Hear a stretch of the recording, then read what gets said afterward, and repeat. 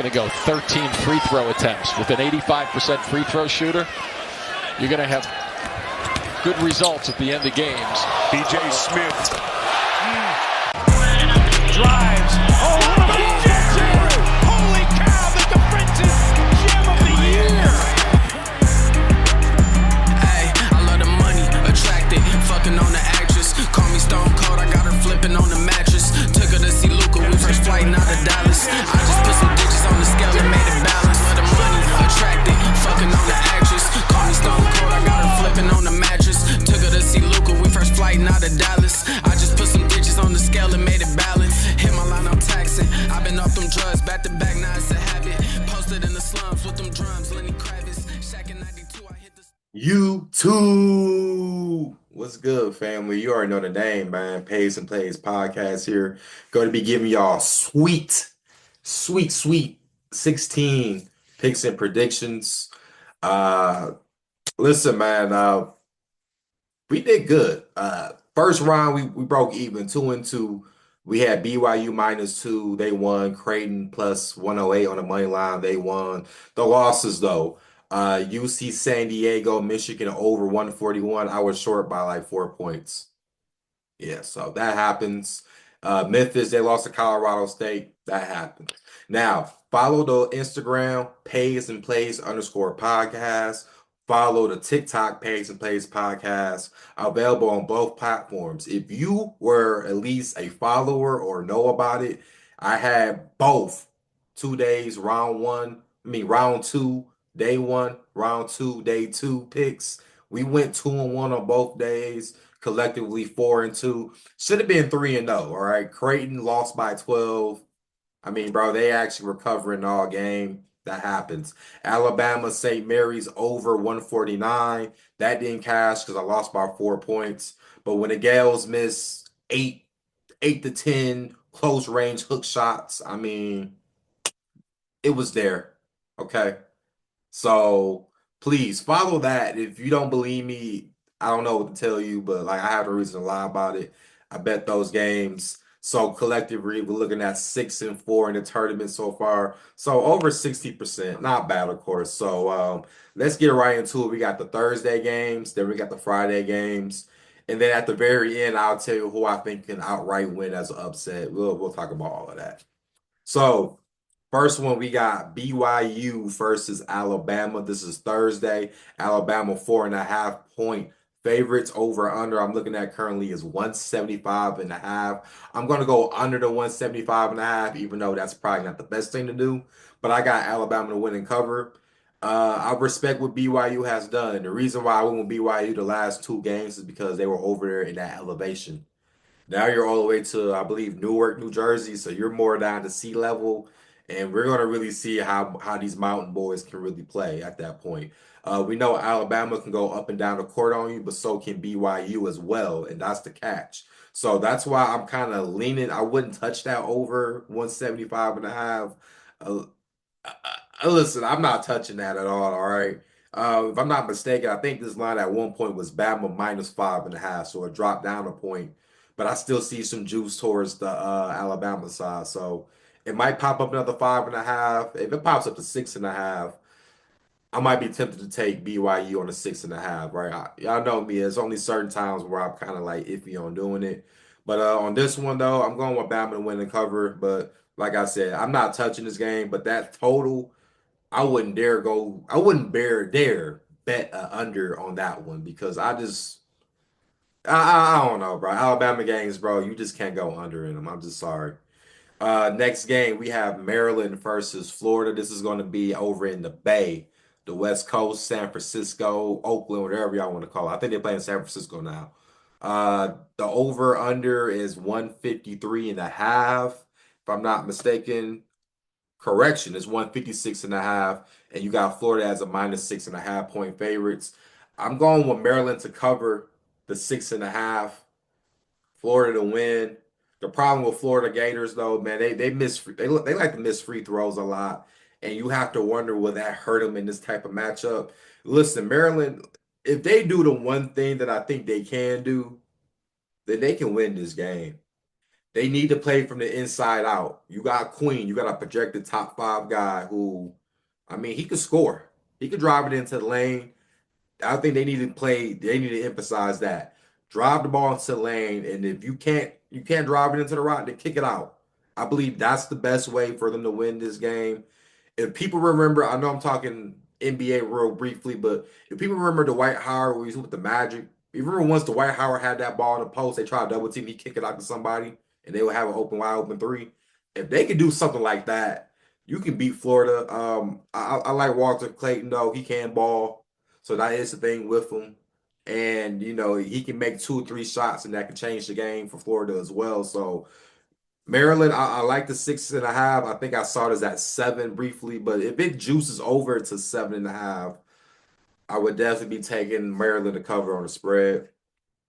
Next game, you got Arizona versus Duke. Duke minus 9.5, over under 153.5 against Arizona. I'm going with the over. I think the over, I'm leaning towards that one as maybe a borderline best bet because I can see both teams scoring both sides. And if I see Duke blowing out Arizona. I don't think it will, but 9.5 is a lot. But if they do happen to blow them out, which they already have done this year, you remember when I told you guys earlier the year, take Duke on the money line, they were underdogs against Arizona? You saw how that happened, right? If that's anywhere similar to that, maybe a little uglier, that's how I think the over 153 might hit. Arizona man, listen, Arizona can let you score. I watched that game against Oregon. And they were up big. Oregon was up big. Oregon just blew it at the end, but they were up big against Arizona State. And it was nothing that Arizona could have done. I know I said Arizona State, but you guys get the point. Arizona Wildcats, y'all get it. I got Duke beating them. And shout out to Duke. I'm not the biggest fan of Duke. I had said I hate Duke more than I hate Ohio State. But the coach they got, when I found out he was on that Natty team from 2010 when they beat Butler, and I'm like, it makes sense why this team is still so good. Like they haven't lost a step. The recruiting is still good. The team is still good. The coaching is still good. So I got to give Coach K for picking this guy as his successor because the guy has been winning since he's been a head coach for Duke. Next game, we got Arkansas versus Texas Tech. This is the second game over in the Bay. You got Texas Tech as a minus 5.5 point favorite, over under 147.5. Another game where I'm looking towards taking the over 147.5. Now, I know Arkansas isn't the best scoring team, but I'm looking at it more from the Texas Tech side because they can score. And the one thing that Calipari teams do seem to struggle is defense. So that's kind of how my lean is. I don't like it as 5.5. If it was like maybe 4.5, I would lean towards taking Texas Tech. I gotta respect what Coach Cal has done with this Arkansas team, though. This team did not. I mean, this team was a bubble team. I didn't even think this team would have made the tournament, but they did. And I mean, they've been successful to reach the Sweet 16. You beat St. John's, but St. John's can't score worth a lick. That is the difference between St. John's and this Texas Tech team. This Texas Tech team will shoot the 3 ball efficiently, which is like I said, I'm leaning towards the 147.5 total.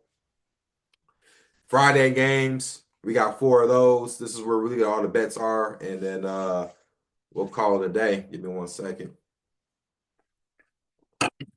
Next game, we got Ole Miss versus Michigan State. Over under is 143.5. We got Michigan State as a minus 3.5 point favorite. I would take Michigan to win and cover. But also, I'm not gonna lie, I love the over 143.5. I do think points will be scored because Ole Miss can score. Michigan State, if you give them the chance, they will score too. They're not usually a high volume scoring team, but because they can't shoot threes like that. Let's be quite honest. We know Michigan State can't shoot threes like that, but they can shoot good middies and they can play from inside and they can shoot their free throws. So that's the one thing you do look for in a team like that. I'm surprised that nobody has seemed to play zone against Michigan State. Like nobody has seemed to play it against. I don't know why they haven't, but if you can play zone on this team, there's a possibility that Ole Miss could win this game because, like I said, Michigan State can't shoot the three. So if you play in a 2-3 zone, I mean, that's not really affecting them for a 3 point line because they can't make it. So that's a caution that you do have to watch for Michigan State. But like I said, I will lean towards MSU winning and covering. Next game, we got Kentucky versus Tennessee. Tennessee minus 4.5 point favorites over under 145.5. I got this as a best bet. I got Kentucky on the money line plus 165. Listen, this team has swept Tennessee. I know it's hard to beat a team a third time around, but Tennessee doesn't have the scoring like Kentucky does. And Mark Pope, the defense has been better, and from the SEC tournament to the NCAA tournament, the defense has been a lot better. And it goes to what I say about the Duke coach. This is a guy who won a national championship with Kentucky as a player. He understands the level how it is to be a coach for this team, and he's been doing it pretty well from the transfer portal. Got a couple freshmen too, but you got a mixer. It isn't an old Cal team where you get 5 freshmen and you expect them to see. That eventually long term wasn't going to work, as you've been seeing. It just wasn't going to work. So this method with Kentucky has been working. Listen, I respect Rick Barnes as a coach for Tennessee. I like some of the players they got. I think the point guard they got will be a good NBA point guard.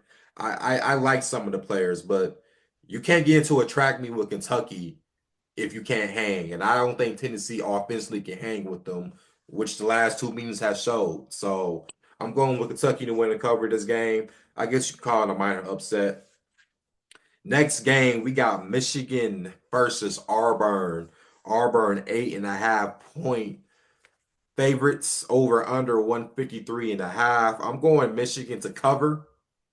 I did sprinkle a little bit on the money line too, but I got Auburn. I think Auburn could pull it out, but definitely 8.5 is definitely the best bet for me. Plus 8.5 for Michigan is this is a lot of points. And this game opened up at 7.5, and it went up a point before I took it. And currently, it's still getting juiced towards Auburn. So if we're looking at possibly a 9.5 before Friday tip off, don't be surprised if I double bet this one, because this game right here, like I mentioned, Jahani Broom. I like Jahani Broom. He's been balling out. I like what Bruce Pearl has done for Auburn as a coach. He's making Auburn a basketball powerhouse.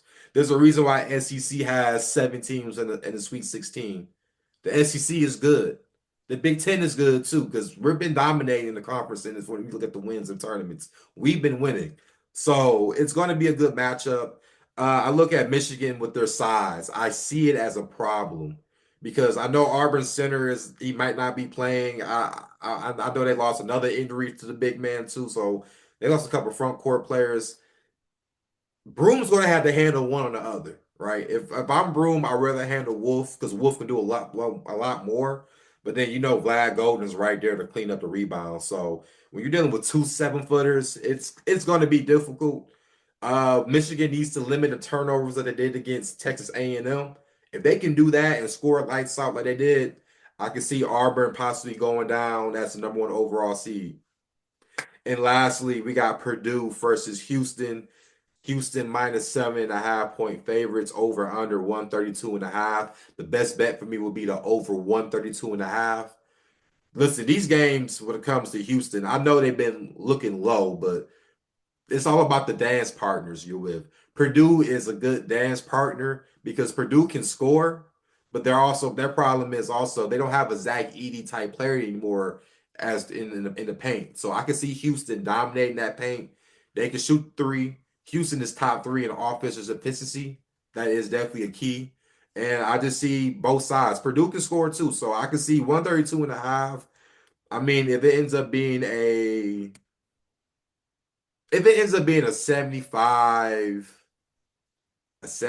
67 game, I mean, there you go. That's your total.